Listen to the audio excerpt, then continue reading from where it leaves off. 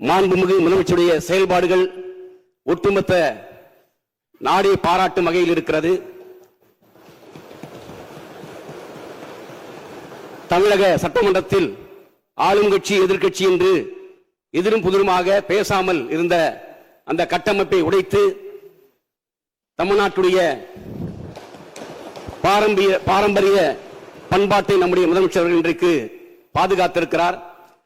1967 ஆண்டு பேரர் அண்ணா அவர்கள் வெற்றி பெற்ற பிறகு அன்றைக்கு பெருந்தலைவர் காமராஜரை சந்தித்து வாழ்த்து பெற்றதை போல நம்முடைய முதலமைச்சர் அவர்கள் வெற்றி பெற்ற பிறகு நம்முடைய பிரதான எதிர்க்கட்சியான திராவிட முன்னேற்ற கழகத்துடைய தலைவரும் முன்னாள் முதலமைச்சருமான அண்ணன் ஸ்டாலின் அவர்களை சந்தித்தது, அதே போல மறுமலர்ச்சி திராவிட முன்னேற்ற கழகத்துடைய தலைவர் திரு வைகோ அவர்களை சந்தித்து வாழ்த்து பெற்றது, அதே போல திராவிட கழகத்துடைய தலைவர் திரு ஆசிரியர் வீரமணி அவர்களை சந்தித்து வாழ்த்து பெற்றது, அதே போல பாட்டாளி மக்கள் கட்சியுடைய தலைவர் திரு அன்புமணி ராமதாஸ் அவர்களையும் சந்தித்தது, அதே போல நாம் தமிழர் கட்சியுடைய தலைவர் சீமான் அவர்களையும் இடதுசாரி கட்சி தலைவர்கள் தோழர் வீரபாண்டியன், தோழர் சண்முகம், அதே போல விடுதலை சிறுத்தை இயக்கத்துடைய தலைவர் திருமா அவர்களை சந்தித்து வாழ்த்து பெற்றிருப்பது என்பது இன்றைக்கு தமிழ்நாட்டில் ஒரு புதிய சகாப்தத்தை இன்றைக்கு நம்முடைய முதலமைச்சர்கள் ஏற்படுத்தியிருக்கிறார்.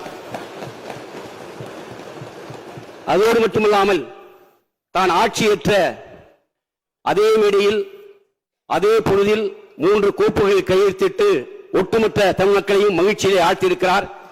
குறிப்பாக இன்றைக்கு பெண்கள் மற்றும் குழந்தைகளுடைய பாதுகாப்பை கருத்தில் கொண்டு சிங்கப்பெண் படை அமைக்கப்படும் என்ற கையெழுத்திட்டிருப்பது, அதே போல இளைய சமுதாயம் இன்றைக்கு போதையிலே புரையோடி கொண்டிருக்கிறார்கள். அந்த இளைய சமுதாயத்தை மீட்டெடுக்கும் வகையிலே அதற்கு போதைப் பொருட்களை தடுப்பதற்கான கையெழுத்து, அதே போல 200 யூனிட் வரை மின்சாரம் இலவசம் என்ற கையெழுத்திட்டு இன்றைக்கு ஆரம்பமே அமர்கலப்படுத்தி இருக்கிறார்.